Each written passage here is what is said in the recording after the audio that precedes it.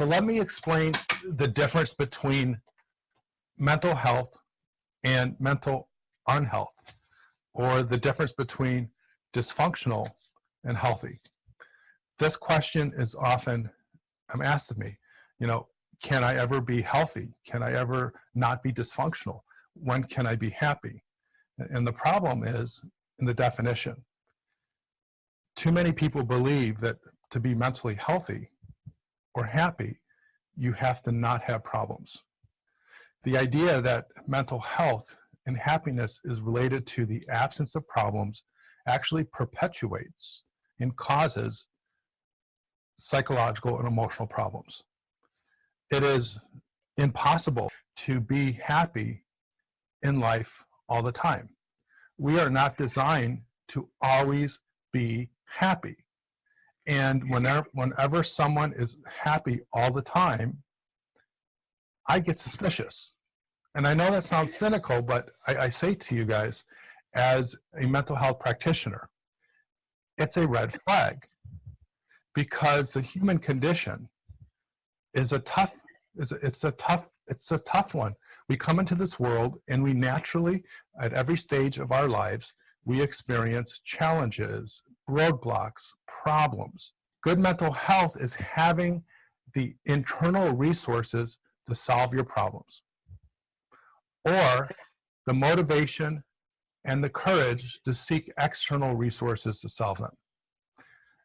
Dysfunctional mental health or bad mental health is not having the internal resources and or not wanting to seek them outside of yourself.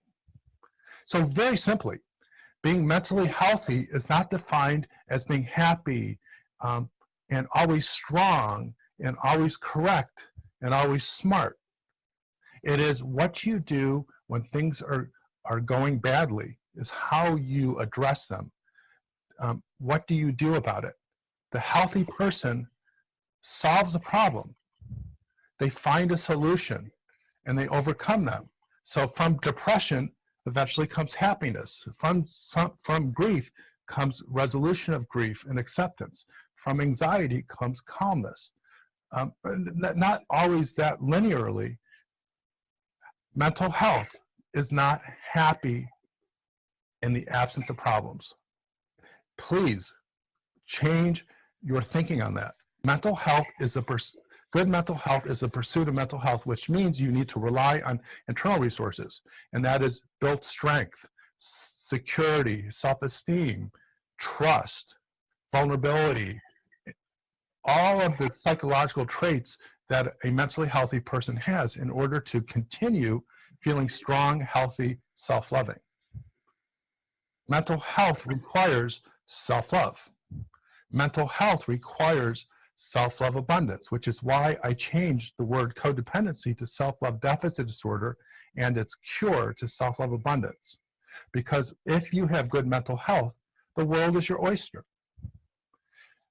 Conversely, to not have good mental health or to be dysfunctional is to have a problem and be overcome by it, be overwhelmed by it, not because of the problem itself. Because you can be mentally healthy and have a problem and not overcome it because your internal resources and your external resources can't solve it. That's life and that's sadness, but it's not a reflection of mental health.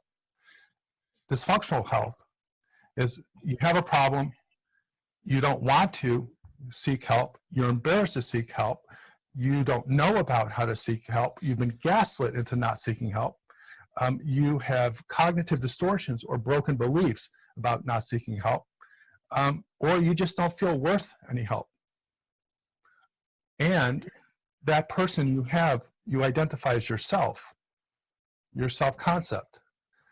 The person who you don't love, or what I call self-love deficient self, doesn't want to get help, is afraid to get help, doesn't believe she deserves help, doesn't feel worthy of help.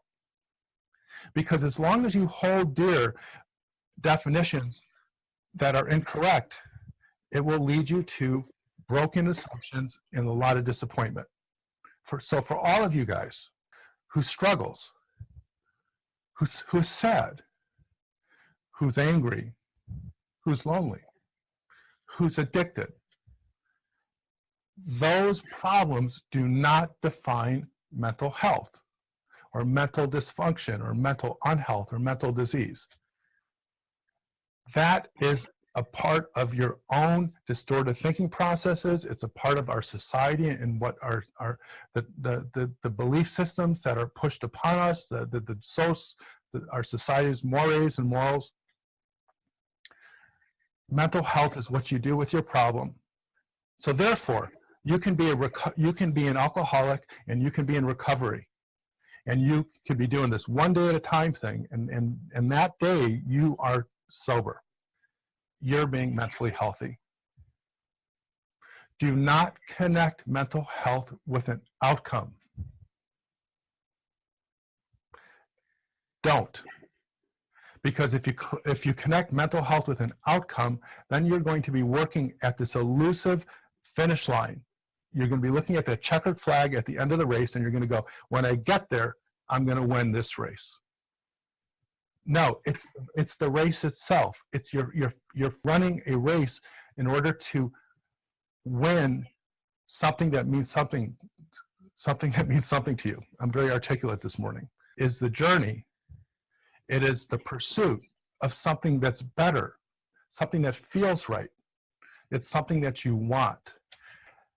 Mental health, happiness, is not so much what you are at any given point. And using a work of art, a painting, as a metaphor, it's not your painting.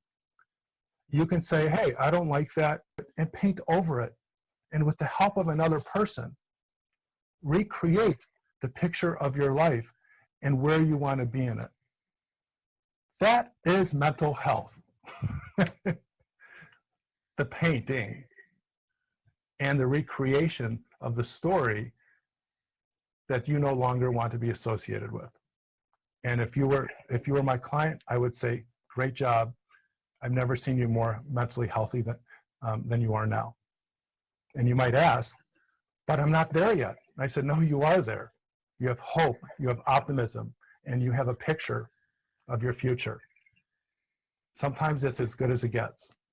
Because once you get to that moment where you think you're supposed to be, that defines mental health, other problems will come your way, and you'll know exactly what to do.